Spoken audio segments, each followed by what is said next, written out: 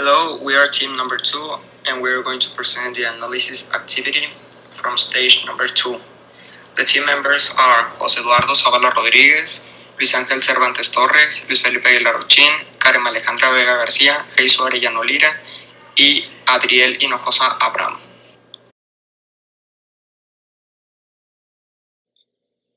First of all, what is photosynthesis?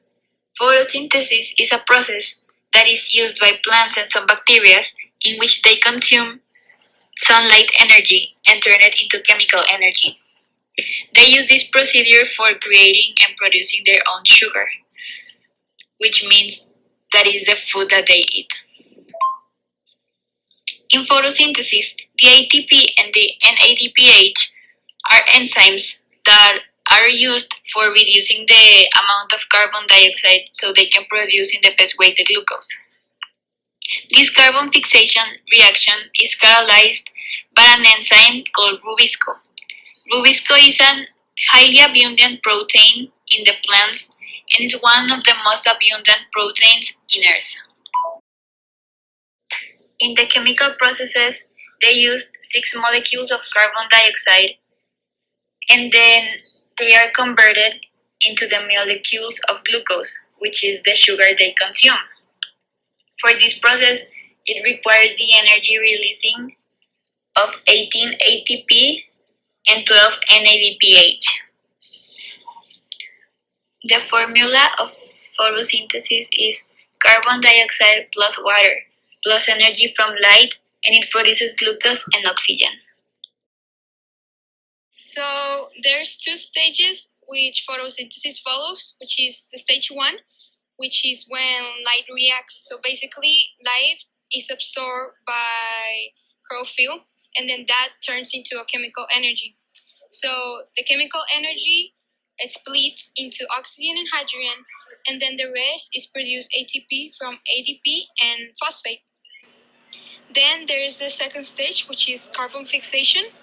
And basically what has happened is energy is supplied by ATP, and then the ATP breaks down and releases energy, which combines hydrogen and carbon, and this creates the reaction to produce sugar. In simple words, cellular respiration is a process by which living cells break down glucose molecules and release energy. On this process, there are involved many different chemical reactions, but it can be all summed up in the following chemical equation. This process is divided into 3 different steps or stages. They are the following: glycolysis, the Krebs cycle, and last, an oxidative phosphorylation, but it also known as electrotransportation.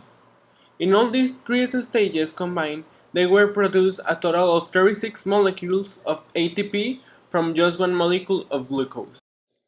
Glycolysis. In here, glucose has a series of chemical transformations and converts into 2 molecules of pyruvate. We also included the carboxylation reaction, which is carried out in the mitochondria.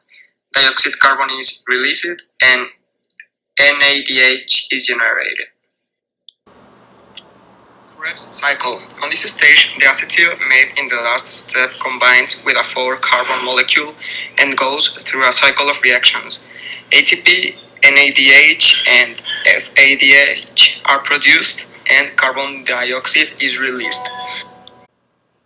On this latter stage, NADH and FADH2 deposit their electrons in the electron transport chain, turning back into their empty forms. As electrons move down the chain, energy is released and used to pump protons out of the matrix, forming a gradient. Protons flow back into the matrix through an enzyme called ATP and synthase, making ATP, and at the end of the electron transport chain, oxygen accepts electrons and takes up protons to form water. The fermentation. You surely have already listened this word before in the wines, cheese, milks, and related. But what exactly is it? The fermentation is a metabolic process by which organic molecules are converted into acids, gas, or alcohol in the absence of oxygen. or any electron transport chain. The primary source of energy are carbohydrates, and these carbohydrates have the glucose. Glucose is used very efficiently, which is a monosaccharide and does not require digestion process. But it must only be absorbed by a cell to start its metabolism. To release this energy, glucose must be catabolized via glycolysis, already explained before. Well, we can identify two types of this glycolysis. If we have oxygen, the process will be cellular respiration, the normal one. But if we don't, the anaerobic glycolysis will be carried out, and the outcome will be lactate, and it happens the next formula. 2-pyruvate plus 2-NADH give us 2-lactate plus 2-NAD. How can we apply this? Well, when we exercise, the anaerobic glycolysis is carried out. The energy demand is very high, so it requires way more ATP than normal quantity. For this, lactate is generated from the pyruvates to get that.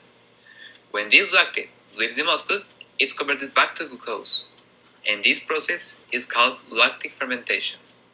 And this same process can be observed in the next graph.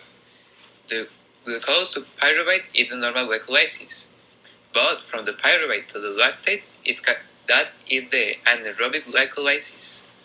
And from this process, the anaerobic, the 2-NAD is converted to 2-NADH and vice versa. Also, as an addition, the human is the only animal that can reconvert the lactate to the glucose. So it is more efficient than the rest of the animals. So for the ethanol process, we have wine as an example. So the wine industry benefits from the yeasts because they cause anaerobic metabolism, which forces the microorganism to produce ethanol as the main product. So the yeasts are placed in fermentation tanks so that the amount of O2 that is going in the medium or the environment inside the tank, it can be regulated. So for the first stage, the amount of O2 that enters the tank is minimal. So by doing this, it ensures that glucose is consumed so that ethanol can be produced. Now, if they need a large amount of yeast, they allow O2 to enter the tank so that they can ensure that high number of yeast.